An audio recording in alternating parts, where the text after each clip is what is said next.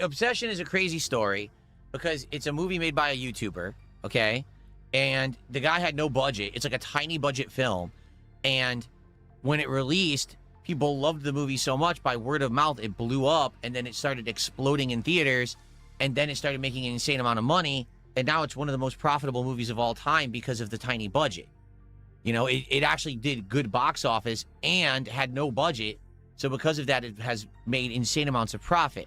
As a result, everyone is seeking out the people involved with the movie to do other movies. Like, everyone wants that guy to direct more movies. The actress who played the main character in the movie has now been cast as Rogue in the new X-Men movie universe. It's just pretty crazy to think how fast that blew up. You know what I'm saying? So, all right. So my thoughts on the movie. All right. I think it's good for what it is. I think I actually enjoyed the filmmaking aspect of it, like the quality of the shots, the quality of the sets, the quality of the makeup, the quality of the filmmaking aspect of it, more than the actual story. That's what the acting I actually liked too. I just didn't like the story, and sadly, that's why I don't like the movie. It has nothing to do with anyone involved. I just thought the story was weak, honestly. Like, if in a movie like that, what I want is some kind of a creepy elaboration on why everything is happening. Okay, so for example, for those who don't know, I'm not going to spoil the whole movie. The plot is that this guy has a crush on a girl, and the girl is very friendly with him. They're like good friends, but he has no idea if she really likes him or not. And he keeps basically pussying out whenever he has a chance to really tell her how he feels. So he goes into a stupid shop, okay, to get like a ring or something. I forget what it is she lost, a necklace or something she had lost, and he wanted to be nice and replace it for her. So he goes to this shop to get it's a crystal something, crystal necklace, something like that. And basically, when he's there, he sees this box thing that's like, what do they call it? The willow whistle. I don't even know what it's called. The branch of a willow or something. Oh, wish willow. That's what it's called. And all it's supposed to be is you snap it and you make a wish, and the wish is supposed to come true. Now, obviously, it's bullshit. $6.99, $7. Do you really think your wish comes true for $7? Of course not, right? But then he actually later on uses it, and basically his wish is, well, I don't even want to spoil that. But let's just say, because of his wish, this girl, who previously he had no idea if she really liked him or not, now is completely infatuated with him, i.e. obsession. But it's not just a normal level, it's like 2 crazy levels. And all kinds of crazy, insane stuff ensues, all right? But here's the thing for me.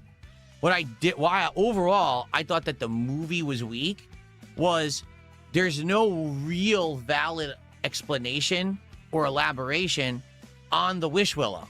Like, that's, to me, the more important part. Like, when I'm watching The Ring, okay, yes, I'm obviously interested in the fact that this ghost is coming and killing people, but I also want to know why. I want the backstory. And when you watch The Ring, you get the backstory. They tell you all about the girl and how she was abused and psychic powers and all this stuff. Oh, okay. Now that's creepy and that makes sense. In this movie, they don't ever really bother with that. They're just like, oh, it just happened. Oh, okay, why? Can you explain? And when the attempts that they should do, and again, I'm not going to spoil, the attempts that they do try to make are almost like jokes. I don't like that. If you actually want me to be scared at a movie, right? If you want me to be scared at a movie, you have to give me a reason. When I saw The Ring, I was scared because that was, okay, maybe there is a girl who has psychic powers, and then she's completely mistreated and maybe even murdered, and then she becomes a ghost and comes back to get you, right? That is a good enough explanation for me. Now I'm scared. In this movie, they didn't care. They were just like, well, here's actually what's going down, and that's scary. Well, yeah, that is, but why is it happening? Give me a valid explanation. And they never bother with that. And that's actually why I didn't like it. If they had given 5 minutes to explain the wish willow and how it works and why it works and where it came from or why they're selling it for $7 at a store, then maybe it's a malicious thing. Maybe it's the devil, and the devil thought that humans are very stupid, right? And they're very, very covetous, and they're very greedy. So maybe if I just sell a wish willow at the store for $7, they don't realize it, but they're making a pact with the devil when they break it. So they get what they want, but then it's probably not what they want. It's kind of like a monkey's paw deal. But now you're cursed to go to hell or something because you broke the wish willow, right? Then I'd be like, oh, that's actually kind of an interesting twist. I like that. Instead, they just didn't bother. And like I said, again, I don't want to spoil, but there's a couple times in the movie where there is like, oh, I got to figure out how do I undo the wish or whatever, but there's no valid attempt at explaining it or where it comes from. In fact, again, it's kind of treated as almost like a joke. And I don't want a joke explanation in a horror movie. I want it to be taken serious. It's hard to take the movie seriously when some of it is treated so loosely and so nonchalantly.